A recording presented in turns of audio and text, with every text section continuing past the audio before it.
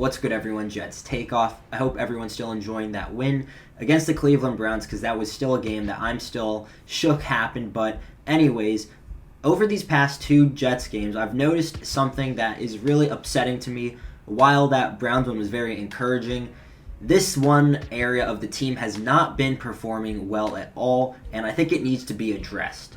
That area is the defensive line, and specifically creating pressure on opposing quarterbacks. I don't know if it's just me, but we're not getting enough sacks.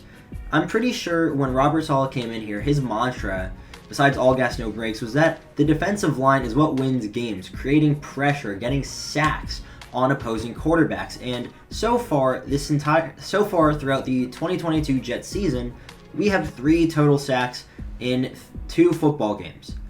That is unacceptable. And when we played the Baltimore Ravens and some of their third stringers were in, I mean, how are we not getting more than just 2 sacks on that team? But against the Browns, I thought, or one of my main beliefs was that if we were going to win the game, we had to get some pressure on Jacoby Brissett, and we only got 1 sack all game. Granted, it did come at a very big and clutch moment, so that is a little bit of a saving grace. But anyways, the defensive line has to step it up. It's really inexcusable because Carl Lawson he has a cap hit of $15 million this season, and he has half a sack.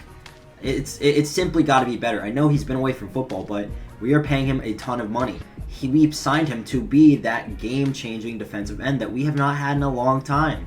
John Franklin Myers is 3rd on the Jets cap hit. He's making $12 million this season. I don't think he has a single sack this season.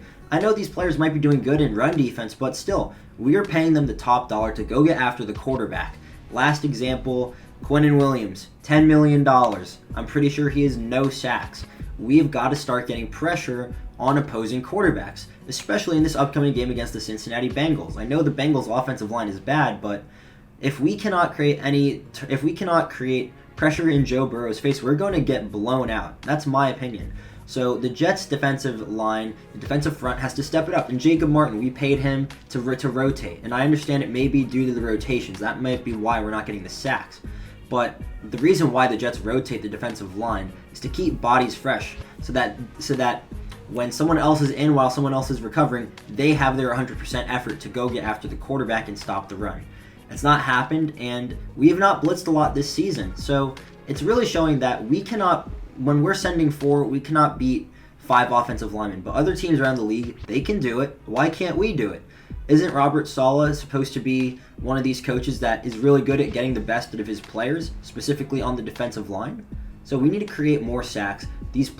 I'm pretty sure literally 3 of our top 5 cap hits for this season are on the defensive line. And the fact that those 3 combined, John Franklin Myers, Quinnen Williams, and Carl Lawson, only have have half a sack, it's unacceptable. It's got to get better. It's got to be one of the main coaching points.